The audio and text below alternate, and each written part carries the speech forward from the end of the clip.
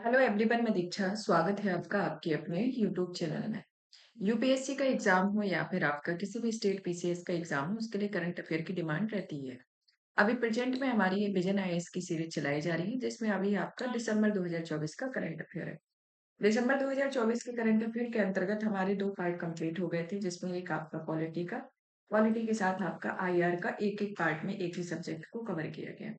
अभी हमने इकोनॉमी के 3 पार्ट में दिया है, मतलब कि पहला पार्ट आपका इकोनॉमी, मतलब जो तीसरा टॉपिक आता है इकोनॉमी, बट फर्स्ट और सेकंड पार्ट में ऑलरेडी ये दिया जा चुका है। आज इसका थर्ड पार्ट होगा, जिसमें इसके जितने भी टॉपिक है उन सबको कवर कराए जाएंगे। आप ये जो आपकी क्लास है अभी आपकी कंटिन्यू होगी, इसमें कोई अब ब्रेक वाला सिनेरियो नहीं रहेगा। और आपके हमारे द्वारा एक और सीरीज हम लेकर आएंगे, जिसमें आपको जो यूपीएससी का प्रीलिम्स एग्जाम है उसके लिए पूरा जीएस आपका कवर कराया जाएगा। तो वो जल्दी ही आपका लेकर आया जाएगा। आपका पीटी 365 ऑलरेडी कंप्लीट कराया जाता है, तो उसको देखिए। इससे मंथली आप मैगजीन कवर करते हैं, मतलब कि मंथली मैगजीन पढ़ते हैं, तो उसको देखिए। और भी जितने भी, क्योंकि यूपीएससी का एग्जाम आपका मई में है, तो मई के अकॉर्डिंग टारगेट करके आपका जिस तरीके का सिलेबस रहता है उसी फॉर्मेट में आपको पूरी वीडियो अवेलेबल कराई जाएंगी। चलिए, तो आज का सेशन शुरू करते हैं, जिसमें इकोनॉमी चल रही है। इकोनॉमी के अंतर्गत हमारे यहाँ तक एमब्रिज पोर्टल तक टॉपिक कंप्लीट हो गए थे, जिसमें पहले पार्ट के अंतर्गत हमने 4 टॉपिक कवर किए थे। सेकंड पार्ट के अंतर्गत ये आपके 4 टॉपिक कवर हुए थे। फिर आज जो होगा हमारा रेलवे में सुधार से रिलेटेड टॉपिक होगा। फिर इसके आगे के जितने भी टॉपिक हैं, ये पूरे टॉपिक आते हैं आपके भारत में पर्यटन, बीमा क्षेत्र, तेल क्षेत्र, फिर संक्षिप्त सुर्खियां। तो पूरी चीजों को एक एक करके डिटेल में एनालिसिस के साथ आज की क्लास के साथ ही इसका ये पार्ट थर्ड जो है इसको कंप्लीट कर देंगे। चलिए, तो शुरू करते हैं, जिसमें हमारा पहला टॉपिक आ जाता है रेलवे में सुधार से रिलेटेड। कि रेलवे में सुधार किसके संदर्भ में किस तरीके से सुधार हुआ है, क्या अभी हाल ही में रिपोर्ट पेश की गई है, किस तरीके के आधुनिकीकरण की बात की गई हो, साथ ही साथ में रेलवे के डेटा एनालिसिस को भी जानेंगे। तो हम सबसे पहले देखते हैं कि हाल ही में रेलवे संशोधन विधेयक 2024 को लोकसभा में पारित किया गया। तो क्या किया गया है? रेलवे संशोधन विधेयक को लोकसभा में पारित किया गया। साथ ही रेलवे पर संसद की स्थायी समिति ने रेलवे के आधुनिकीकरण और वित्तीय स्थिरता पर केंद्रीय रिपोर्ट जारी की है। तो क्या किया गया है कि रेलवे के आधुनिकीकरण और वित्तीय स्थिरता पर एक रिपोर्ट जारी की गई है और लोकसभा में ये विधेयक पास किया गया। तो ये करंट का इशू हो गया। तो अब ये मुद्दा आता है कि रेलवे संशोधन जो विधेयक पेश किया गया है उसमें क्या फ्रेमवर्क प्रस्तुत किया गया है, यानी कि जिस तरीके की संरचना रेलवे नेटवर्क की चल रही है, तो इसमें क्या एड ऑन किया गया है जो 2024 में इसमें संशोधन की बात कही गई। दूसरा ये कि प्रेजेंट में भारत का एक रेलवे में क्या एक डेटा बैंक है, उसको भी रेलवे बोर्ड का जो गठन दिया गया है उसके बारे में किस तरीके की शक्तियों को आवंटित किया गया है, जो एक्स्ट्रा ऑडिशन, मतलब कि एक्स्ट्रा वाली शक्तियां जो है उनको किस तरीके से किया गया है। संसदीय स्थायी समिति की जो रिपोर्ट है उसकी क्या टिप्पणियां दी गई हैं और क्या सिफारिशें हैं, इनको बारे में जानेंगे। तो इस तरीके से इसके एक पूरे ओवरऑल एनालिसिस को समझते हैं। तो सबसे पहले तो ये आया है कि लोकसभा में रिपोर्ट को पेश किया गया, मतलब कि संशोधन विधेयक आया हुआ है, रेलवे के आधुनिकीकरण और वित्तीय स्थिरता पर रिपोर्ट दी है। अब रेलवे की आधुनिकीकरण और वित्तीय स्थिरता पर की गई है, तो इसी क्षेत्र को ज्यादातर फोकस किया गया होगा। इसी से रिलेटेड क्या क्या प्रावधान होते हैं तो उनको जानते हैं। तो एक डेटा बैंक को जान लेते हैं, जो आपके प्री और मेंस दोनों के पॉइंट ऑफ व्यू से इम्पोर्टेंट होता है, और ये सामान्य जानकारी के लिए भी होता है कि भारत का जो रेलवे नेटवर्क है वो कितना, यानी कि विश्व के रेलवे नेटवर्क से कितने लाइन नंबर पर है। तो ये देखते हैं कि 68,584 किलोमीटर से अधिक की रेलवे ट्रैक की लंबाई के साथ भारतीय रेलवे दुनिया का चौथा सबसे बड़ा रेलवे है। तो ये दुनिया का चौथा सबसे बड़ा रेलवे है, जो कितनी किलोमीटर किलोमीटर रेलवे ट्रैक है? 68,584 किलोमीटर। तो 68,584 के साथ इसका ट्रैक है, और इसमें देश में कुल माल ढुलाई का ये 26% भारतीय रेलवे द्वारा वहन किया जाता है। तो इस तरीके से देखा जाए तो ये भारतीय रेलवे द्वारा जो वहन किया जाता है वह 26% होता है। तो ये आपका टोटल रेलवे से रिलेटेड डेटा है। आप जानते हैं रेलवे संशोधन विधेयक 2024 के बारे में। इस संशोधन विधेयक के संदर्भ में पहले नंबर पर सरलीकृत कानूनी फ्रेमवर्क के बारे में जानते हैं। यह जो फ्रेमवर्क है वह भारतीय रेलवे बोर्ड अधिनियम 1905 को निरस्त करके इनके प्रावधानों को भारतीय रेलवे अधिनियम 1989 के कानूनों में समाहित करने का प्रस्ताव करता है। और भारतीय रेलवे बोर्ड अधिनियम जो है वह 1905 में भारतीय रेलवे के प्रशासन के लिए केंद्रीय प्राधिकरण के रूप में रेलवे बोर्ड के गठन का प्रावधान करता है। तो क्या किया गया है? रेलवे बोर्ड का गठन का प्रावधान किस में किया गया है? भारतीय रेलवे बोर्ड अधिनियम 1905 के तहत किया गया। तो इसके अंतर्गत भारतीय रेलवे प्रशासन के लिए इसका उद्देश्य क्या रहेगा? इसका उद्देश्य रहेगा रेलवे प्रशासन के लिए दो अलग अलग कानूनों के संदर्भ में लेने से बचना है। तो इसका ये मेन मोटिव होगा। अब चलते हैं रेलवे बोर्ड के गठन के बारे में। केंद्र सरकार की अतिरिक्त जो शक्तियां हैं उनके बारे में। क्या शक्तियां हैं? जैसे कि पहला, बोर्ड के सदस्यों की संख्या के बारे में, सदस्यों की योग्यताएं, अनुभव, सेवा की शर्तें और नियम के बारे में, बोर्ड के अध्यक्ष सदस्यों की नियुक्ति के तरीके के बारे में। तो इस तरीके से देखा जाए तो ये रेलवे बोर्ड के गठन की केंद्र सरकार की अतिरिक्त शक्तियां हैं उनके बारे में ये निर्धारित किया गया है।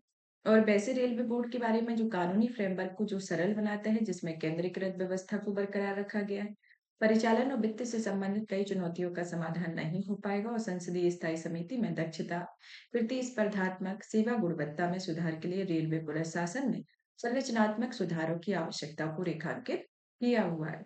तो इस तरीके से देखा जाए तो इसके बारे में इंपोर्टेंट पॉइंट निकल कर आते हैं। संसदीय स्थायी समिति की रिपोर्ट के प्रमुख बिंदुओं पर नजर डाली जाए तो इसमें पहले नंबर पर आता है इसके मापदंड में वित्तीय प्रारूप में देखा जाए तो यह अधिकांश आय की उसकी माल ढुलाई सेवाओं में आती है, जो 2023-24 में भारतीय रेलवे माल ढुलाई से 1,68,293 रुपए और यात्री सेवाओं में लगभग 17,000 करोड़ रुपए का राजस्व अर्जित किया है। और यात्री किराया में कम राजस्व के परिणामस्वरूप बहुत कम निवल राजस्व इसके अंतर्गत प्राप्त हुआ है। तो इस तरीके से देखा जाए तो इसके टिप्पणी के स्वरूप में आता है।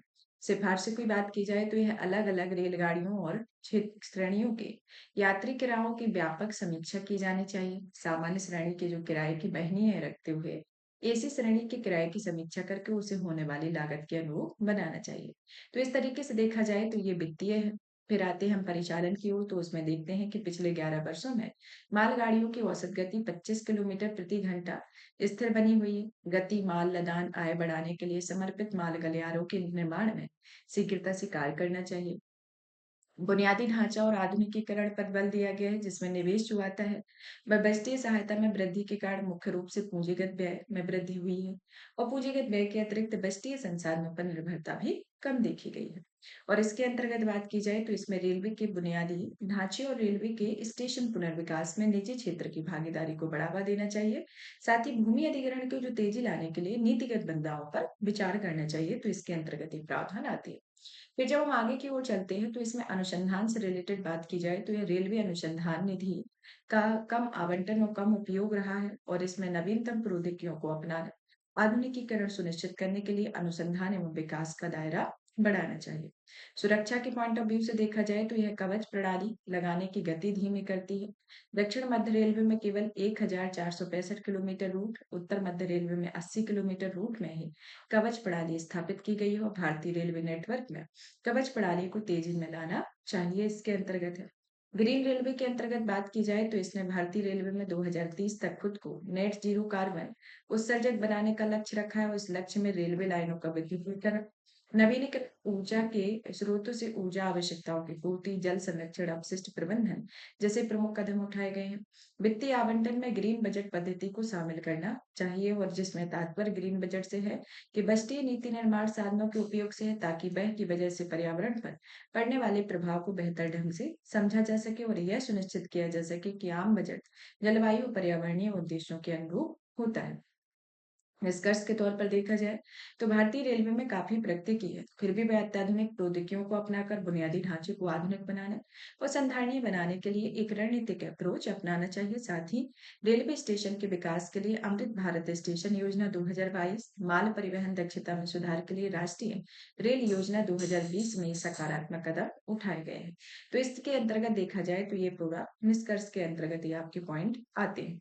अब आते हैं हम आगे की ओर भारत में पर्यटन क्षेत्र के बारे में। तो पर्यटन क्षेत्र को जानने के पहले पर्यटन क्षेत्र के डेटा बैंक को जान लेते हैं।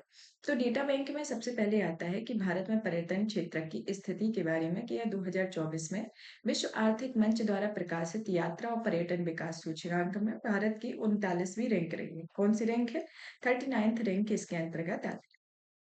संयुक्त राष्ट्र विश्व पर्यटन बैरोमीटर के अनुसार 2023 में अंतर्राष्ट्रीय पर्यटक आगमन के मामले में भारत की रैंक 24th है। मतलब कि इस रैंक के मामले में 24 है।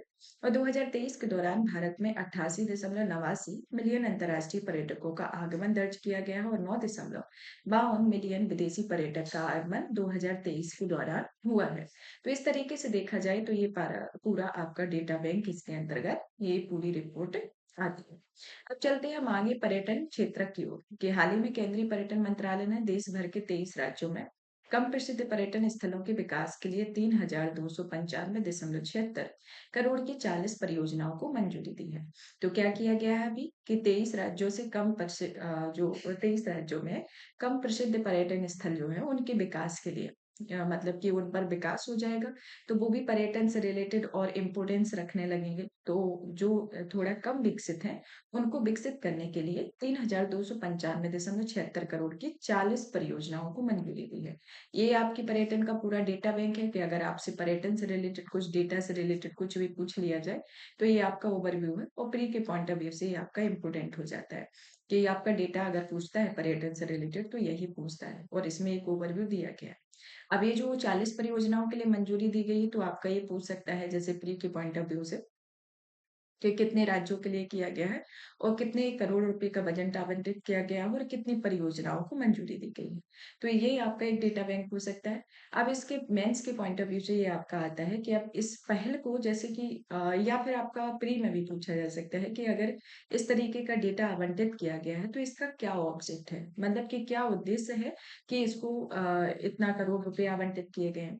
तो उद्देश्य के बारे में बात की जाए तो यह अत्यधिक पर्यटकों वाले पर्यटन स्थलों पर दबाव को कम करने, संतुलित तरीके से पर्यटकों के वितरण को बढ़ावा देने, पर्यटकों के अनुभव को बेहतर बनाने, स्थानीय अर्थव्यवस्थाओं को बढ़ावा देने और देश में पर्यटन संबंधी अवसंरचनाओं को विकास कर संधारणीय पर्यटन का विकास सुनिश्चित करना है। तो इस तरीके से देखा जाए तो ये आपके इसके बारे में आता है।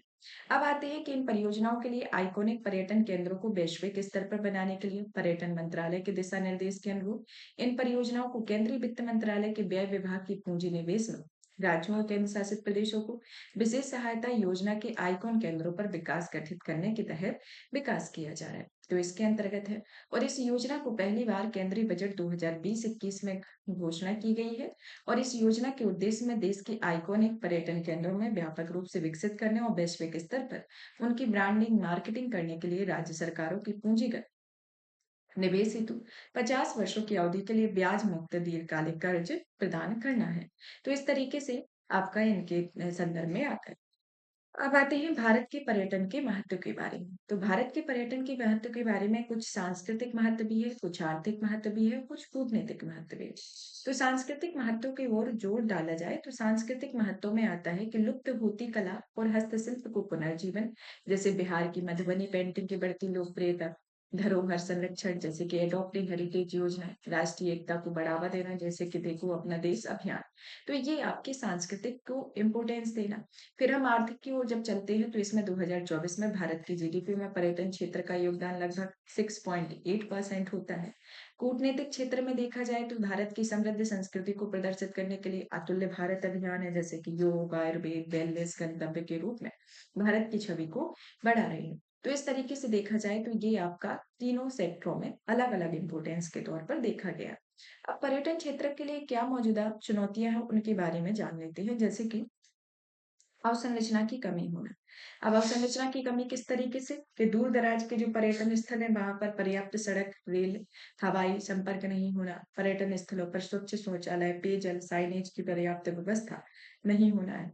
उदाहरण के लिए पर्यटन से जुड़ी 41% हितधारकों का कहना है कि भारत में अवसंरचना की कमी पर्यटकों की संख्या में एक बड़ी बाधा रही है। तो ये 2023 का जो डेटा आकलन है उसमें बताया है।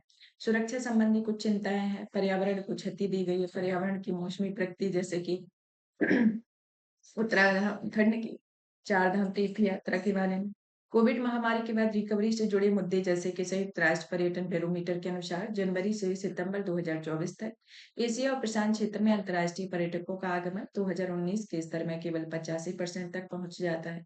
तो इस तरीके से आता है। अब आते हैं पर्यटन के क्षेत्र में बढ़ावा देने के लिए शुरू की गई पहले, जैसे कि अवसंरचनाओं का विकास होना। अवसंरचनाओं के विकास के अंतर्गत पहली आती है स्वदेश दर्शन 2.0, जो कि संधारणीय जिम्मेदार पर्यटन को बढ़ावा देती है। प्रसाद योजना जो आती है, जो तीर्थ स्थलों के आसपास अवसंरचना को विकास करती है। आरसीएस उड़ान जो आती है, वह क्षेत्रीय हवाई कनेक्टिविटी को बढ़ावा देने के लिए शुरू की गई है। नीतिगत और कानूनी फ्रेमवर्कों के अंतर्गत देखा जाए तो यह राष्ट्रीय नीतिगत पर्यटन नीति जारी करती है, और जो संधारणीय समावेशी पर्यटन के विकास और विभिन्न श्रेणियों के तहत पर्यटकों के लिए ई वीजा सेवा आदि पर केंद्रित है। विशिष्ट पर्यटन के अंतर्गत देखा जाए तो यह चिकित्सा और वेलनेस पर्यटन में पारंपरिक चिकित्सा पद्धति, सुंदरबन, कांजीरंगा राष्ट्रीय उद्यानों में इको टूरिज्म, हिल स्टेशनों में साहसिक पर्यटन आदि को बढ़ावा देती है। क्षमता एवं निर्माण एवं प्रशिक्षण के अंतर्गत हुनर से रोजगार तक के कार्यक्रम को शुरू किया गया।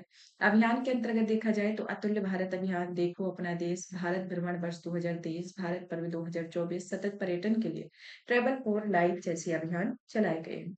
और सार्वजनिक निजी भागीदारी के लिए इसमें adopt heritage scheme, luxury train यानी कि place on vehicle, Deccan Odyssey आदि का संचालन आदि इसके अंतर्गत शामिल है। तो ये पर्यटन के बढ़ावा देने के लिए शुरू की गई प्रमुख पहलों के बारे में आता है। आगे की राय में देखा जाए तो ये जो है स्कीमें हैं, इसमें कनेक्टिविटी और एक्सेसिबिलिटी को बेहतर करना चाहिए, जैसे कि ट्रांजिट ओरिएंटेड विकास को बढ़ावा देना, विशिष्ट पर्यटन को बढ़ावा देना, जिसमें उत्तराखंड, केरल जैसे राज्यों में वेलनेस क्लस्टर का विकास करना। संधारणीय पर्यटन भी आता है, जिसमें नक्सलों और हितधारकों की आवश्यकताओं के आधार पर भूमि उपयोग योजना तैयार करनी चाहिए। पर्यावरणीय दक्षता और कार्बन उत्पादन में पर्यावरण के आधार पर पर्यटन सेवा प्रदाताओं में पर्यावरणीय ऑडिट करना होता है। तो इस तरीके से इसके बारे में आता है। अब आता है कि भारत में बीमा क्षेत्रक के बारे में, कि क्या बीमा क्षेत्रक है। तो अभी हमने जब रेलवे के बारे में पढ़ा तो एक रेलवे का डेटा बैंक जाना, पर्यटन के बारे में डेटा बैंक जाना, और अब जान लेते हैं हम बीमा क्षेत्रक को। पहले नंबर पर हम इसके डेटा बैंक को जानेंगे, फिर इसके बाद इसका क्या अभी प्रेजेंट में टॉपिक है उसके बारे में जानेंगे। तो भारत में बीमा क्षेत्रक के बारे में बात की जाए तो भारत का जो बीमा क्षेत्रक है वह विश्व का 10वां सबसे बड़ा बीमा क्षेत्रक है। 2021 में भारत में बीमा पेट 4.2% रही है, और 2021 में बीमा घनत्व $91 रहा है, और बीमा क्षेत्रक में जीवन बीमा सेगमेंट की हिस्सेदारी 76% रही है, और 2032 तक छठा सबसे बड़ा बीमा बाजार होने का अनुमान भी इस रिपोर्ट के अंतर्गत लगाया गया है। तो ये भारत के डेटा बैंक के बारे में है, जिसमें ये बीमा क्षेत्रक का रिपोर्ट है।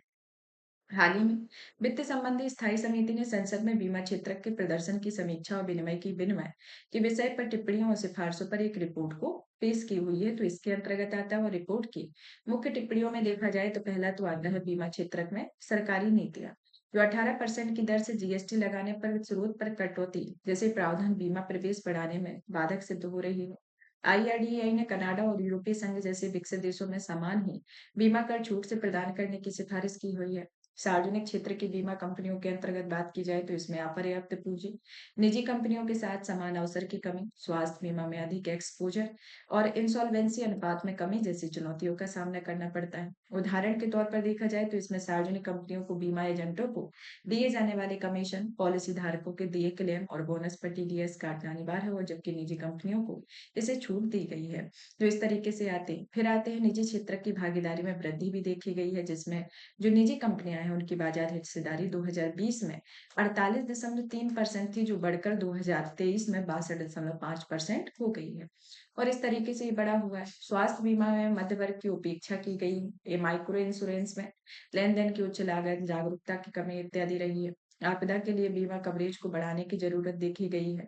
और इसके बाद देखा जाए तो इस मामले में 1900 के बाद में दुनिया में सबसे ज्यादा प्राकृतिक आपदाएं झेलने के मामले में अमेरिका और चीन के बाद भारत तीसरे स्थान पर आया हुआ है। बड़ी राशि वाले क्लेम को अस्वीकार करने और निपटान में देरी को देखा गया है। अब माइक्रो इंश्योरेंस के बारे में देखा जाए तो ये एक तरीके से विशेष रूप से कम आय वाले लोगों की सुरक्षा के लिए, और इसमें बहने और बीमा उत्पाद इन लोगों के वित्तीय नुकसान को निपटने उबरने में मदद करता है। आईआरडीएआई या माइक्रो इंश्योरेंस विनिमय 2025 में माइक्रो इंश्योरेंस के लिए पात्रता मानदंड, उत्पाद सुविधाएं, वितरण चैनल और रिपोर्टिंग आवश्यकताओं को परिभाषित किया गया है, जिसके अंतर्गत लाइफ, पेंशन, हेल्थ इंश्योरेंस उत्पाद के लिए बीमित राशि में 2 लाख रुपए से अधिक नहीं होनी चाहिए। चुनौतियों के अंतर्गत बात की जाए तो इसमें बीमा कवरेज का आकार छोटा होना, लेन देन, सेवा वितरण की उच्च लागत, बीमा उत्पाद बेचने के लिए मध्यवर्तियों को आकर्षित करने और व्यवसायिक मॉडल का न होना इसके अंतर्गत आता है। वर्तमान माइक्रो इंश्योरेंस उत्पादों में पीएम सुरक्षा बीमा योजना, पीएम जीवन ज्योति बीमा योजना, प्रधानमंत्री फसल बीमा योजना और आयुष्मान भारत प्रधानमंत्री जन आरोग्य योजना आदि आती हैं। अब आते हैं बीमा क्षेत्रक में सुधार की ओर। जब हम बीमा क्षेत्रक में सुधार की ओर आते हैं तो इसमें देखते हैं तकनीकी नवाचार। तकनीकी नवाचार जो आती है जैसे कि यस टैंक में जो कि प्रौद्योगिकी आधारित फसल उपज अनुमान प्रणाली होती है, मौसम सूचना नेटवर्क डेटा प्रणाली होती है, क्रॉपिंग या फसलों की रियल टाइम की तस्वीरों का अवलोकन का संग्रह होता है, डिजी क्लेम होता है जो राष्ट्रीय फसल बीमा पोर्टल के अंतर्गत होता है और नेशनल हेल्थ क्लेम एक्सचेंज इसके अंतर्गत देखने को मिलता है।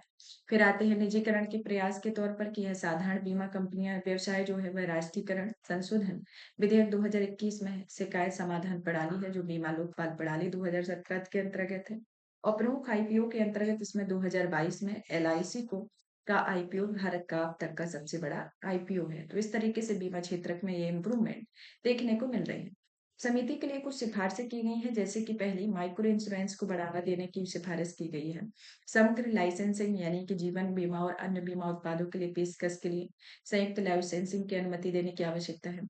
आपदाग्रस्त क्षेत्रों में पैरामेट्रिक इंश्योरेंस की व्यवस्था की गई है जैसे कि अमेरिका के फ्लोरिडा के समान ही आपदा प्रवण क्षेत्रों में सब्सिडी वाले प्रीमियम के साथ बीमा कार्यक्रम को प्रोत्साहित करना चाहिए। सिर्फ स्वास्थ्य बीमा क्षेत्र में मौजूदा कमियों को दूर करना चाहिए। स्वास्थ्य बीमा और माइक्रो इंश्योरेंस उत्पादों के लिए जीएसटी की दर को कम करना, सार्वजनिक क्षेत्र की कंपनियों के लिए समान अवसर उपलब्ध कराना और ऐसी पॉलिसियां जिन पर कोई क्लेम नहीं किया गया है कि आरबीआई की यूडीजीएम यानी कि unclaim deposit gateway to access information की तर्ज पर एक केंद्रीय पोर्टल स्थापित किया गया और पूंजी उपलब्धता भी इसके अंतर्गत देखी गई है। तो इस तरीके से इसके प्रावधान है। अब पैरामेट्रिक बीमा के बारे में देख लेते हैं जो इसकी एक शब्दावली निकल कर आई। पैरामेट्रिक बीमा जो होता है वह सूचकांक आधारित बीमा होता है जो किसी घटना के वास्तविक नुकसान की क्षतिपूर्ति करने की बजाय उस घटना के होने की संभावना या आशंका को कवर करती है। क्लेम का भुगतान जो आता है वह घटना के घटित होने या घटना के पूर्व निर्धारित तीव्रता सीमा को पार करने का भुगतान किया जाता है और भूकंप की तीव्रता चक्रवात की वायु की गति इसके अंतर्गत आती है। अब आते हैं एर्डा के बारे में भी जान लेते हैं कि एर्डा जो होती है वह बीमा क्षेत्र या बीमा विनियामक या विकास प्राधिकरण अधिनियम 1999 के तहत गठित एक वैधानिक निकाय है। इसका उद्देश्य जो होता है वह पॉलिसी धारकों के हितों की रक्षा करना और उनमें भारत में बीमा उद्योग के विनिमय संवर्धन व्यवस्थित करने के तरीके के विकास को सुनिश्चित करना होता है। तो इस तरीके से ये आईआरडीए यानी कि भारतीय बीमा विनियामक विकास प्राधिकरण के बारे में आता है। तेल क्षेत्र विनिमय और विकास संशोधन विधेयक 2024 के बारे में भी जान लेते हैं कि हाल ही में तेल क्षेत्र संशोधन विधेयक 2024 को राज्यसभा में पेश किया गया यानी कि पारित किया गया और इसे तेल क्षेत्र के अधिनियम 1948 के संशोधन के लिए इसे लाया गया और यह विधेयक का जो उद्देश्य है पेट्रोलियम और खनिज तेलों के देश में ही उत्पादन करने को प्रोत्साहित करता है और यह निजी निवेश को आकर्षित करना, ऊर्जा क्षेत्र को आत्मनिर्भरता बढ़ाने में आयात की निर्भरता कम करना होता है और इस विधेयक में मुख्य प्रावधानों के अंतर्गत शामिल है जैसे कि आपका खनिज तेल की परिभाषा में विस्तार और इस विस्तार को करते हुए कुछ अग्रलिखित जोड़े गए कि प्राकृतिक रूप से पाया जाने वाला कोई भी hydrocarbon coal bed methane shale gas खनिज तेलों में कोयला लिग्नाइट हीलियम शामिल आने ही होते हैं। पेट्रोलियम लीज की शुरुआत की खनन पट्टी के लिए पेट्रोलियम लीज की शुरुआत के बारे में केंद्र सरकार के नियम बनाने की शक्तियां हैं। कुछ गतिविधियों पर गैर आपराधिक बनाने के संदर्भ में दंड का निर्णय भी दिया गया है। भारत में कुछ घरेलू क्षेत्र के और प्राकृतिक गैस के क्षेत्र के बारे में कुछ डेटा बैंक है जैसे कि भारत में अवसादी बेसिन में 651.8 मिलियन मीट्रिक टन योग्य कच्चे तेल के भंडार देखे गए हैं। भारत के अवसादी बेसिनों में 1138.6 बिलियन क्यूबिक मीटर प्राप्ति योग्य प्राकृतिक गैस के भंडार है और इसका 2030 तक उद्देश्य खनन योग्य क्षेत्रफल को 1 मिलियन वर्ग किलोमीटर तक बढ़ाना है। तो इस तरीके से देखा जाए तो ये पूरा एक ओवर डेटा बैंक के बारे में दिया गया है।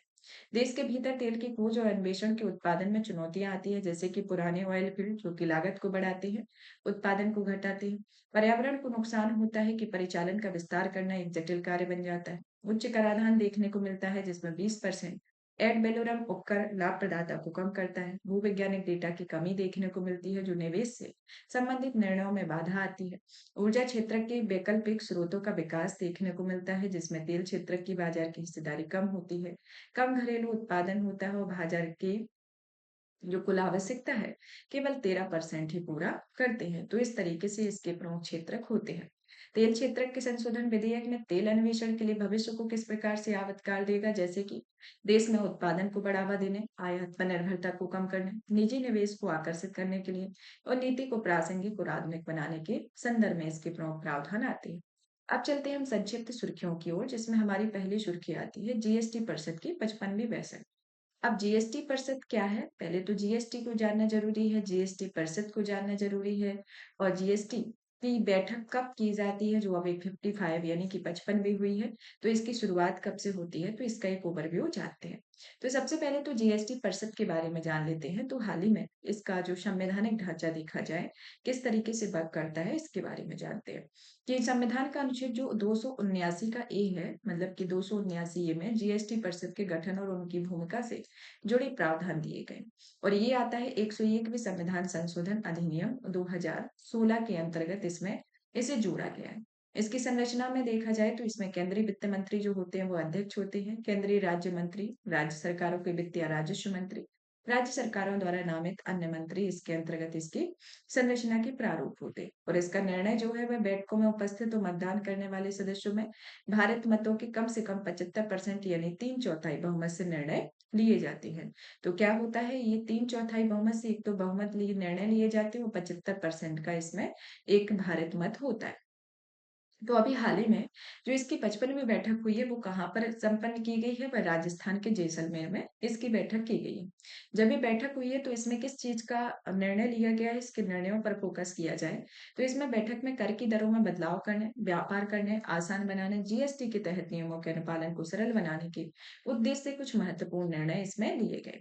अब इसकी कुछ सिफारिशें आती हैं, जैसे कि जीन थेरेपी को जीएसटी पूरी छूट देना, थर्ड पार्टी मोटर वाहन प्रीमियम में जनरल इंश्योरेंस कंपनियों और मोटर वाहन दुर्घटना निधि में अनुदान में जीएसटी से छूट होना, फोर्टिफाइड राइस कर्नेल पर जीएसटी की दर कम करना यानी कि 5% करना और कुछ अन्य निर्णय भी लिए गए, जैसे कि काली मिर्च और किशमिश ताजा हरी और सूखी काली मिर्च और किशमिश की सप्लाई किसान से होती हुई इस पर कोई जीएसटी नहीं लगाया जाता। पॉपकॉर्न के बारे में कि चीनी के साथ ही मिलाया जाता है, जैसे कि 18% जीएसटी पॉपकॉर्न के बारे में लगाने की बात की गई है, जैसे कि कारमेल जो पॉपकॉर्न आते हैं उसके बारे में।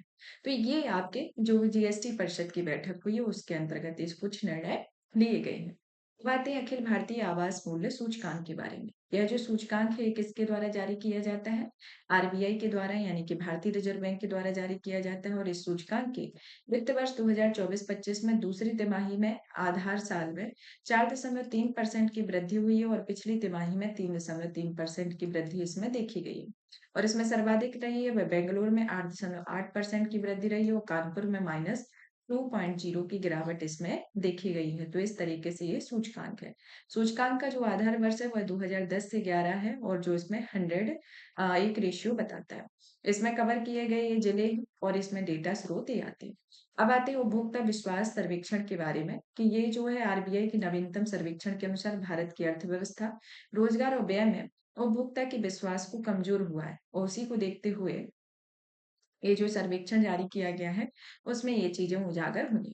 तो उपभोक्ता विश्वास सर्वेक्षण क्या होता है उसके बारे में जानते हैं, जो कि अर्थव्यवस्था, व्यक्तिगत वित्तीय स्थिति के बारे में आशाजनक या निराशाजनक तस्वीर प्रस्तुत करने वाला एक आर्थिक संकेतक है और यह उपभोक्ता के नजरिए से अर्थव्यवस्था की स्थिति का आकलन करता है। उच्च विश्वास आमतौर पर उपभोक्ता व्यय में वृद्धि का संकेतक होता है और आरबीआई प्रत्येक 2 महीनों में सीसीसीएस वे माध्यम से उपभोक्ता विश्वास को मापता है। इसके दो मुख्य सूचकांक होते हैं, जिसमें एक पहला आता है वर्तमान की स्थिति सूचकांक, दूसरा आता है भविष्य की अपेक्षा सूचकांक। वर्तमान की स्थिति सूचकांक जो होती है वह वर्तमान में अर्थव्यवस्था, रोजगार और कीमतों के बारे में उपभोक्ताओं की प्रतिक्रियाओं को मापता है। वह भविष्य की अपेक्षा सूचकांक में 1 साल की आगे के बराबर अर्थव्यवस्था, रोजगार और कीमतों की उपेक्षा उपभोक्ताओं की अपेक्षाओं की माप की जाती है, तो इसके अंतर्गत आता है। अब आते हैं लघु वित्त बैंकों को यूपीआई के माध्यम से क्रेडिट लाइन की सुविधा के बारे में कि हाल ही में आरबीआई ने लघु वित्त बैंकों को एकीकृत भुगतान इंटरफेस के माध्यम से पूर्व स्वीकृत क्रेडिट लाइन सुविधा प्रदान करने की अनुमति देने का निर्णय लिया हुआ है।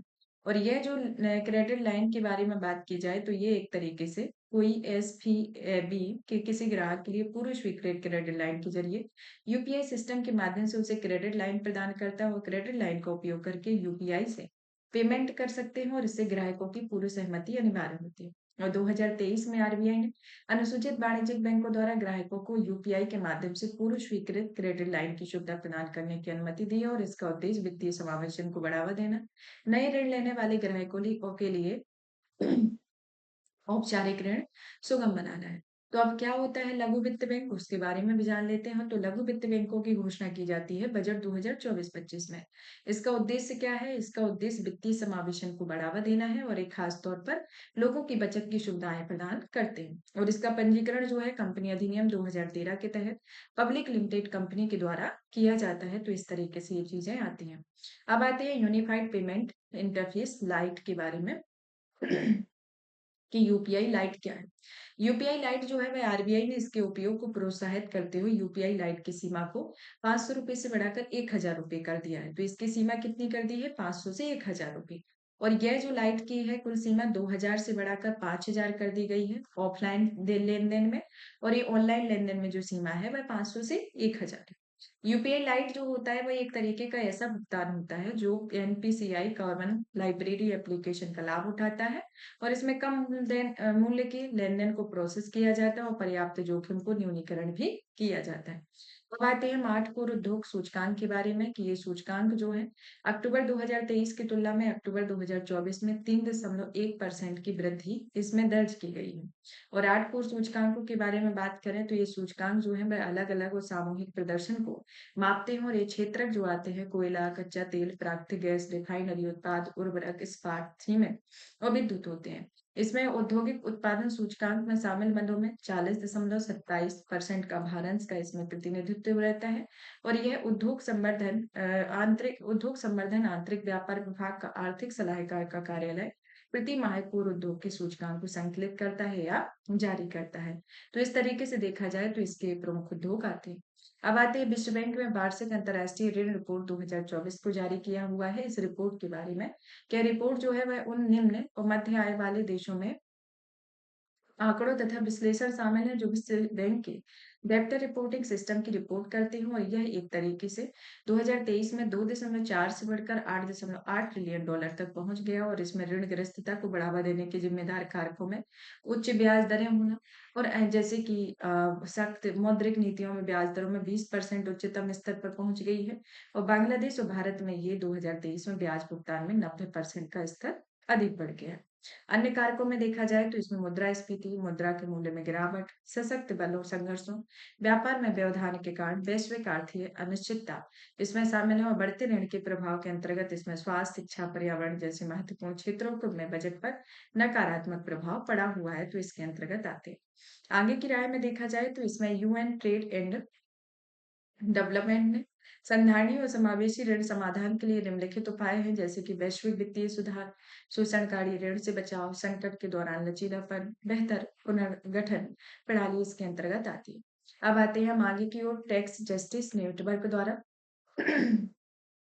State of tax justice report 2024 को जारी किया गया। यह रिपोर्ट जो है वह वैश्विक स्तर पर कर संबंधी दुरुपयोग के कारण होने वाले वित्तीय नुकसान और वैश्विक स्तर पर कर संबंधी सुधारों पर उजागर किया गया है। वैश्विक स्तर पर जो कर संबंधी रिपोर्ट है उसके दुरुपयोग के कारण प्रति वर्ष 492 बिलियन अमेरिकी डॉलर का नुकसान हुआ है और ये 2/3 का नुकसान जो हुआ है वो बहुराष्ट्रीय कंपनियों द्वारा किया जाता है। और शेष 1/3 का नुकसान जो है वो उन धनी व्यक्तियों के कारण होता है जो अपनी संपत्ति को विदेशों में छुपाते हैं। और 43% का जो नुकसान है 8 प्रमुख सदस्य देशों के कारण हुआ है जिसमें यूनाइटेड नेशन टैक्स कन्वेंशन का विरोध किया गया है जिसमें Australia, Canada, Israel, Japan, New Zealand, दक्षिण कोरिया, यूनाइटेड किंगडम और अमेरिका आते हैं। और निरपेक्ष रूप से ग्लोबल नॉर्थ के देशों को सबसे ज्यादा कर राजस्व का नुकसान होता है और ग्लोबल साउथ के देशों में कुल कर राजस्व के सबसे बड़े हिस्से का नुकसान इसके अंतर्गत देखा जाता है। सार्वजनिक सेवाओं की उपलब्धता सीमित होती है और देश के बीच में असमानता भी बढ़ती है और घरेलू कारोबार समिति सीमित हो जाता है। इसके अंतर्गत ये चीजें आती हैं। वैश्विक कर सुधार के बारे में देखा जाए तो ये जो कर सुधार होता है वह आर्थिक सहयोग विकास संगठन की वैश्विक न्यूनतम नीति में मुनाफे पर 15% की न्यूनतम प्रभावी दर कर लगाने का प्रावधान किया गया है। ओईसीडी में बेस एरोजन का प्रॉफिट सिस्टम कार्य योजना है जो कि कर की चोरी से निपटने के लिए सरकार को साधन उपलब्ध कराती है। और ओईसीडी का कॉमन रिपोर्टिंग स्टैंडर्ड होता है जो वित्तीय खातों के बारे में सूचना के स्वतः आदान प्रदान की सुविधा देता है। तो इस तरीके से देखा जाए तो ये चीज़ें आपकी देखने को मिलती हैं। इस रिपोर्ट के लिए नीतिगत सिफारिशें भी आती हैं कि यूनाइटेड नेशन टैक्स कन्वेंशन को अपनाना चाहिए, वैश्विक स्तर पर समावेशी अंतर्राष्ट्रीय कर नियमों की स्थापना करनी चाहिए। अंतर्राष्ट्रीय संयुक्त राष्ट्र अंतर्राष्ट्रीय कर सहयोग फ्रेमवर्क कन्वेंशन 2025 में वार्ता शुरू की गई है और 2027 तक इसे संपन्न किया गया। अब आते हैं आईएलओ के द्वारा जो वैश्विक वेतन रिपोर्ट जारी की गई है उसके बारे में। क्या विश्व भर में वेतन की प्रवृत्तियों पर विस्तृत जानकारी प्रदान करती है, साथ ही वेतन संबंधी असमानता वास्तविक वेतन वृद्धि में परिवर्तन को उजागर करती है। जिसमें वेतन समृद्धि संबंधी रुझान आते हैं कि वैश्विक स्तर पर इसमें 2022 में गिरावट के बाद 2023 में वैश्विक वास्तविक वृद्धि बहाल हुई।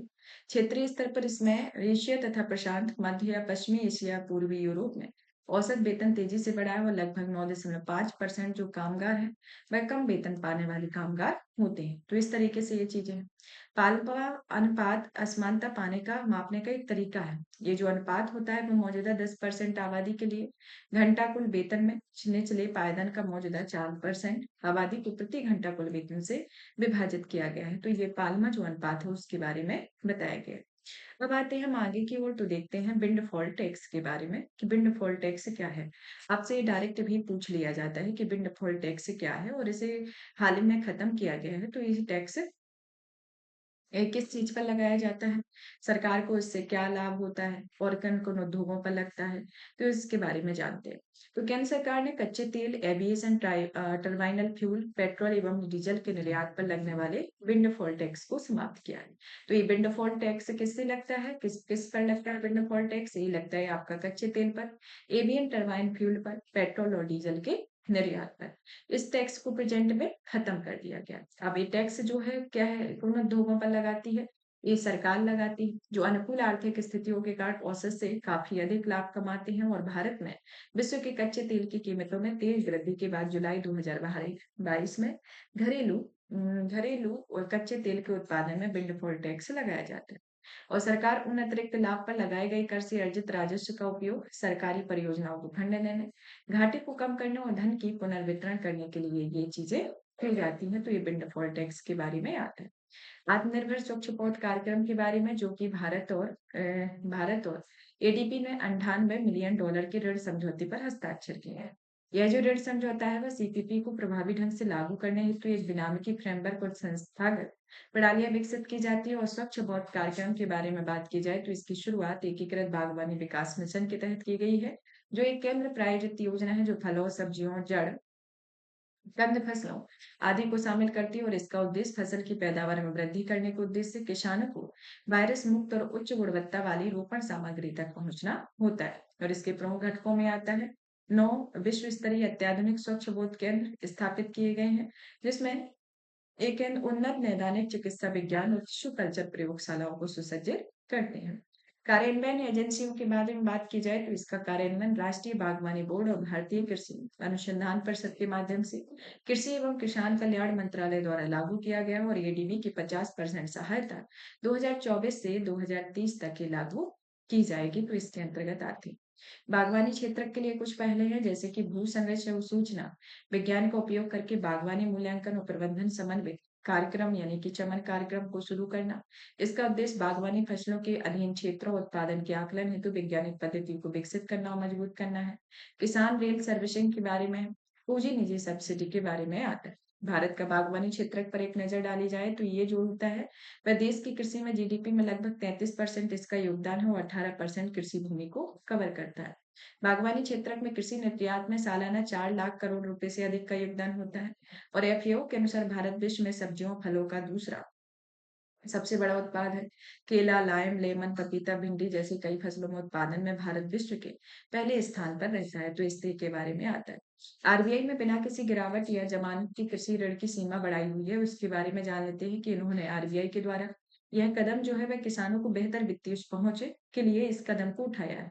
किसानों को बिना कुछ गिरवी रखे खेती-बाड़ी में जुड़ी गतिविधियों और अन्य विकासात्मक जरूरतों को पूरा करने के लिए पर्याप्त मात्रा में एवं आसानी से ऋण मिल सकेगा तथा बैंकों को दिए गए प्रमुख निर्देशों के निम्नलिखित शामिल हैं, जैसे कि कृषि से संबंधित गतिविधियों के लिए ऋण सहित जमा मुक्त कृषि ऋण सीमा को प्रति ऋण मौजूदा 1.4 लाख रुपए से बढ़ाकर 2 लाख रुपए करना 1 जनवरी 2025 से लागू करने की सिफारिश की गई है। और बैंकों में कहा गया है कि यह किसानों और अन्य हितधारकों को उनके नए दिशा निर्देशों को सूचित करने के लिए जागरूकता अभियान चलाए। तो इस तरीके से ये आता है। कृषि क्षेत्र में ऋण प्रवाह को बढ़ाने के लिए कुछ अन्य पहले हैं, जैसे कि प्राथमिक कृषि ऋण समितियां होना, किसान क्रेडिट कार्ड योजना, संशोधित ब्याज अनुदान योजना इसके अंतर्गत ये चलाई जाती है। ऋण की सीमा में वृद्धि के इंपोर्टेंस आते हैं, जैसे कि ऋण की उपलब्धता में वृद्धि होना, ऋण वितरण की प्रक्रिया को सरल बनाना, वित्तीय समावेशन को बढ़ावा देना है। अब आते हैं ENWR आधारित प्लेज फाइनेंसिंग के लिए क्रेडिट गारंटी योजना के बारे में, कि यह योजना जो है वह किसानों को warehousing development and regulatory authority को मान्यता प्राप्त गोदामों में अपनी कृषि उपज रखने के बाद electronic negotiable fair house receipt के माध्यम से ऋण प्राप्त करने की सुविधा प्रदान करती है। यह जो एक तरीके से है वेयर हाउसिंग रिसिप्ट का डिजिटल संस्करण है, जो डिजिटल वेयर हाउसिंग अधिनियम 2007 द्वारा शासित होता है, जो एक पंजीकृत गोदाम को जमा किए गए माल को स्थानांतरित और बेचता है। और 2019 में WDRA ने NWR के इलेक्ट्रॉनिक रूप से जारी करना अनिवार्य कर दिया। योजना के मुख्य बिंदुओं पर नजर डाली जाए तो यह योजना जो है वो उपभोक्ता मामलों, खाद्य एवं सार्वजनिक वितरण मंत्रालय के अधीन आता है। और इसमें फसल की कटाई के लिए वित्तीय सहायता के लिए कुल 1,000 करोड़ रुपए का प्रावधान किया गया और कृषि कवरेज के लिए 75 लाख रुपए का ऋण और गैर कृषि के लिए उद्देश्य से 200 लाख रुपए का ऋण हुआ है। पात्र संस्थान में यह सभी अनुसूचित बैंक और सहकारी बैंक होते हैं। इसमें पात्र उधारदार है लघु एवं सीमांत किसान, महिलाएं, अनुसूचित जाति, अनुसूचित जनजाति, दिव्यांग किसान, व्यापारी किसान उत्पादक संगठन और किसान सहकारी समितियां इसमें आती है।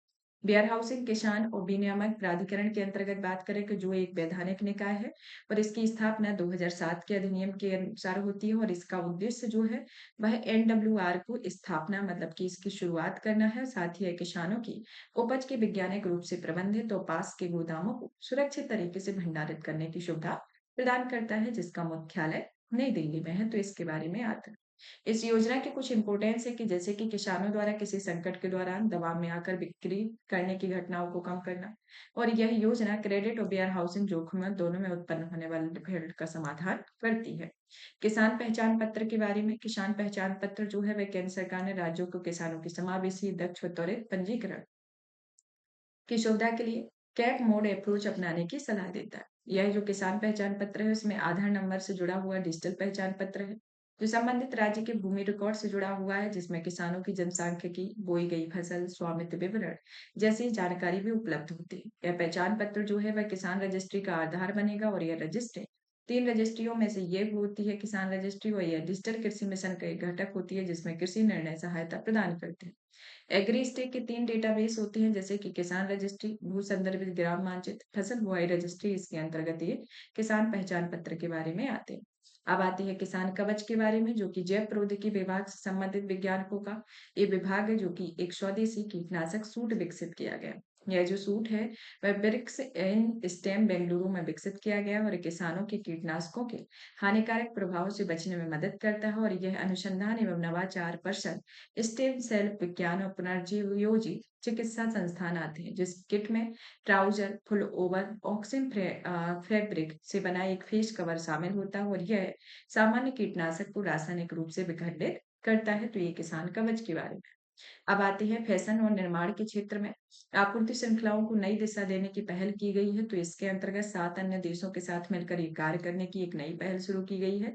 और इस पहल को GEF द्वारा इसे वित्त पोषित किया गया है, जो कि आपूर्ति आपूर्ति श्रृंखलाओं के लिए एक खतरनाक रसायनों को खत्म करने के लिए एकीकृत कार्यक्रम से फंड से प्राप्त होता है, जिसमें 6 साल का एक कार्यक्रम है। इस पहल के सदस्य में कंबोडिया, कोस्टारिका, इक्वेडोरिया, भारत, मंगोलिया, पाकिस्तान, पेरू, उत्तरी नाग एवं टोबैगो आते हैं। और इसका उद्देश्य आपूर्ति श्रृंखलाओं में सुधार लाकर फैशन और विनिर्माण उद्योगों को बदलना, ताकि इन क्षेत्रों को पर्यावरण पर पड़ने वाले प्रभावों को कम किया जा सके।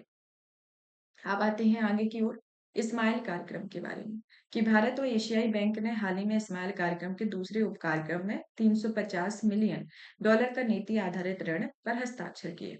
इस्माइल जो होते हैं वह strengthening multi modal and integrated logistic ecosystem के बारे में है और ये भारत सरकार द्वारा लॉजिस्टिक क्षेत्र में व्यापार सुधार के लिए एडीबी समर्थित एक नीति आधारित ऋण कार्यक्रम होता है और इसका उद्देश्य मल्टी मॉडल लॉजिस्टिक प्रोजेक्ट में निजी क्षेत्र की भागीदारी को प्रोत्साहित करता है और यह अंतर मंत्रालयी समन्वय योजना निर्माण के लिए संस्थागत और नीतिगत फ्रेमवर्क को मजबूत किया जाता है। और यह बाह्य व्यापार लॉजिस्टिक दक्षता में सुधार करना, बेहतर सेवा वितरण के लिए स्मार्ट स्वचालित प्रणालियों के उपयोग को प्रोत्साहित करता है। फिर आते हैं राष्ट्रीय विधिक मापचित्र पोर्टल के बारे में। ये जो पोर्टल है इसे उपभोक्ता कार्य विभाग ने इस पोर्टल को एकीकृत राष्ट्रीय प्रणाली में समायोजित करने के लिए ई माप विकसित किया हुआ है और यह राज्य सरकारों की पैकेज्ड वस्तुओं के पंजीकरण, लाइसेंस जारी करने, तौल माप उपकरणों के सत्यापन, मुद्रांकन के लिए अपने स्वयं के पोर्टल्स का उपयोग करती है और ई माप्स का जो उद्देश्य है लाइसेंस जारी करने, सत्यापन करने, प्रवर्तन व अनुपालन के प्रबंधन में प्रक्रियाओं को सुव्यवस्थित करना होता है। अब आते हैं आगे की ओर मर्चेंट शिपिंग बिल 2024 के बारे में, जिसे पत्तन, पूर्व परिवहन और जलमार्ग मंत्रालय के द्वारा लोकसभा में पेश किया गया। इसका उद्देश्य क्या है? वाणिज्यिक पोत परिवहन अधिनियम 1958 की जगह लेना और इसका लक्ष्य वाणिज्यिक पोत परिवहन से संबंधित कानून को एकीकृत संशोधित करना और भारत द्वारा हस्ताक्षरित समुद्री संधियों, अंतरराष्ट्रीय समझौते के दायित्व का पालन सुनिश्चित करना होता है। इस विधेयक की आवश्यकता क्यों है? जैसे कि देश में वाणिज्यिक पोतों के लिए स्वामित्व संबंधी मापदंड को स्पष्ट और सरल बनाने, भारतीय ध्वज वाले पोतों हेतु परिचालन को औसत बनाने के लिए, समुद्री दुर्घटनाओं से निपटने के लिए अलग-अलग विनियमों को सरल बनाने, शहद प्रदूषण फैलाने वाले पोत के खिलाफ कठोर कार्यवाही लागू करने, राष्ट्रीय हित के सर्वोत्तम तरीके से भारतीय पोत परिवहन का विकास करने, भारतीय वाणिज्यिक समुद्री बेड़े का रखरखाव को सुनिश्चित करना होता है। अब आती है तटीय पोत परिवहन विधेयक 2024 में लोकसभा में पेश किया गया है उसके बारे में कि यह इसका उद्देश्य जो है तटीय पोत परिवहन को नियंत्रित करने वाले कानूनों को एकीकृत और संशोधित करने और इनमें एक रूपता लाने में है। तटीय व्यापार और कनेक्टिविटी को बढ़ावा देना, तटीय पोत परिवहन में घरेलू हितधारकों की भागीदारी को प्रोत्साहित करना होता है। भारत में तटीय पोत परिवहन के महत्व के बारे में बात करें तो यह 75,516.6 किलोमीटर लंबी लाइन होती है और यह भारत की तटरेखा महत्वपूर्ण वैश्विक पोत परिवहन मार्गों के निकट है, जिसमें भारत के तटीय पोत परिवहन की अपार संभावनाएं मौजूद रहती हैं। और विधेयक के मुख्य बिंदुओं पर नजर डाली जाए तो इसमें तटीय व्यापार पर प्रतिबंध होता है, राष्ट्रीय तटीय और अंतर्देशीय पोत परिवहन रणनीतिक योजना होती है, चार्टर्ड जहाजों को लाइसेंस दिया जाता है और इसके अन्य प्रावधान में जैसे कंपाउंडिंग यानी कि सुलह करने की अनुमति दी गई है, पेनल्टी लगाने का प्रावधान किया गया है, महानिदेशक को सुरक्षा मांगने का अधिकार इसके अंतर्गत दिया गया है। और भारत में तटीय पोत परिवहन के बारे में आता है कि बेस लाइन से समुद्र की ओर 12 नॉटिकल मील्स वस्तुओं और यात्रियों को आवाजाही संदर्भित करती है। तटीय पोत परिवहन में विनिमय नौबहर महानिदेशालय तटीय गतिविधियों को विनियमित करते हैं, जो तटीय विनिमय क्षेत्र के लिए नियमों को निर्देशित करती है और भारत के कैबोटेज नीति में यह भीतर वस्तु परिवहन के विदेशी ध्वज वाले जहाजों को एक तरीके से संचालन प्रतिबंधित करती है। अंतर्देशीय जलमार्ग को बढ़ावा देने के लिए जलवाहक योजना, जो कि केंद्र सरकार ने अंतर्देशीय जलमार्ग को बढ़ावा देने के लिए जलवाहक योजना को शुभारंभ किया और इसका उद्देश्य लागत प्रभावी तरीके से अंतर्देशीय जलमार्गों के माध्यम से कार्गो की सुरक्षित समय पर आवाजाही सुनिश्चित करने, व्यावसायिक उद्यमों को प्रोत्साहित करना इसके अंतर्गत आता है और यह राष्ट्रीय राजमार्ग एनडब्ल्यू फर्स्ट, एनडब्ल्यू सेकेंड और एनडब्ल्यू 16 पर सावधानी और लागत प्रभावी परिवहन को बढ़ावा देने का प्रयास करती है। जलवाहक योजना के बारे में बात करें तो यह केंद्रीय पत्तन पोत परिवहन जलमार्ग मंत्रालय के अंतर्गत है और इस योजना को भारतीय अंतर्देशीय जलमार्ग प्राधिकरण और भारतीय शिपिंग कॉरपोरेशन की एक सहायक company inland and coastal shipping limited द्वारा संयुक्त रूप से लागू किया गया और इसका उद्देश्य जलमार्ग वाहक योजना का मुख्य उद्देश्य सड़क और रेल मार्ग के बजाय माल ढुलाई के जलमार्गों के उपयोग को बढ़ावा देना है और 800 मिलियन टन किलोमीटर की मॉडल शिफ्ट को प्रोत्साहित करने के लिए 95.4 करोड़ रुपए का निवेश इसमें किया गया। इसकी शुरू में 3 वर्ष के लिए आरंभ की गई हो यह रूट यानी प्रमुख मार्ग में इसके अंतर्गत ये चीजें चलाई गई। एनडब्ल्यू फर्स्ट में एनडब्ल्यू सेकेंड एनडब्ल्यू 16 आता है और यह राष्ट्रीय जलमार्ग देश में अंतर्देशीय जल परिवहन को बढ़ावा देने राष्ट्रीय जलमार्ग अधिनियम 2016 के तहत 111 जलमार्गों में राष्ट्रीय जल को घोषित किया गया। अब आते हैं इसके प्रोत्साहन के अंतर्गत कि इसमें कुल खर्च का 35% हिस्सा सरकार द्वारा दिया जाएगा और यह 300 किलोमीटर से अधिक दूरी के अंतर्देशीय जलमार्गों का उपयोग करके माल का परिवहन करती है। और इसका महत्व, लॉजिस्टिक लागत में कमी आएगी, सड़क और रेल मार्ग में भीड़ कम होगी, संधारणीयता को बढ़ावा इसके अंतर्गत मिलेगा। नेटवर्क रेडिनेस इंडेक्स 2024 के बारे में, यह जो इंडेक्स है वह औपचारिक रूप से विमोचन कर दिया गया है और इस वर्ष की जो थीम है, डिजिटल कल का निर्माण, डिजिटल रेडिनेस के लिए सार्वजनिक निजी निवेश, वैश्विक सहयोग है। और एनआरआई 2024 में 11 रैंक में सुधार हुआ है, जिसने 49वां स्थान इसमें लिया हुआ है, जिसमें प्रौद्योगिकी, लोक गवर्नेंस, प्रभाव और उनके प्रदर्शन के आधार पर कुल 133 देशों की अर्थव्यवस्था में नेटवर्क आधारित तत्परता परिदृश्य का विवरण प्रस्तुत किया हुआ है। अब तटीय क्षेत्रों में खनिजों की पहली नीलामी, क्या खान मंत्रालय ने तटीय क्षेत्रों में खनिज ब्लॉक की नीलामी की पहली किस्त शुरू की है। यह जो है, भारत के अनन्य आर्थिक क्षेत्र के भीतर देश के व्यापक अपतटीय खनिज संसाधनों की खोज में एक बड़ा कदम है और यह अपतटीय खनन नीलामी का जो मुख्य वितरण है, वह आता है कि नीलामी में अरब सागर और अंडमान सागर में मौजूदा 33 खनिज ब्लॉक शामिल हैं और खनिजों के प्रकार और संबंधित क्षेत्र में निर्माण क्षेत्र के प्रयुक्त होने वाले रेत, यानी कि केरल और अरब सागर के तटों में निकट चूना मिट्टी, गुजरात और अरब सागर के तटों के निकट पॉलीमेट्रिक नोडुल्स, क्रिस्टल्स आदि इसमें शामिल होते हैं। अब तटीय खनन गहरे समुद्र में खनन में ये आता है कि यह 200 मीटर से अधिक गहराई पर खनिज भंडार का खनन किया जाता है और यह 6 लाख वर्ग किलोमीटर तटीय क्षेत्रों की इसमें पहचान की गई है।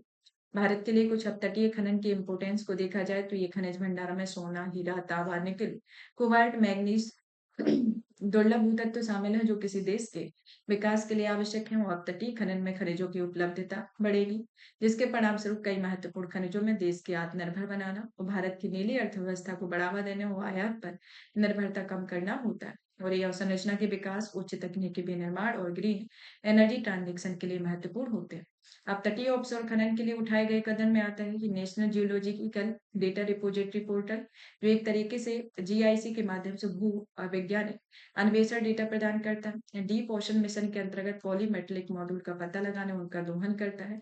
अब तटीय क्षेत्रों के नियम 2024 के अंतर्गत इसमें खनिज संसाधनों और भंडार के वर्गीकरण को ये परिभाषित करता है। इसके अंतर्गत चुनौतियां हैं जैसे कि निजी भागीदारी का अभाव, अत्यधिक कुशल श्रम और पूंजी की आवश्यकता होना, पर्यावरणीय चुनौतियां जैसे पर्यावरण का विनाश, समुद्री पारिस्थितिकी तंत्र के व्यवधान आदि इसके अंतर्गत आते हैं। तो इस तरीके से इसके प्रावधान देखने को मिलते हैं। तो यहाँ पर हमारा ये चौथा मेजर टॉपिक फिनिश होता है। नेक्स्ट डे आपका सिक्योरिटी से रिलेटेड टॉपिक को आगे कवर किया जाएगा।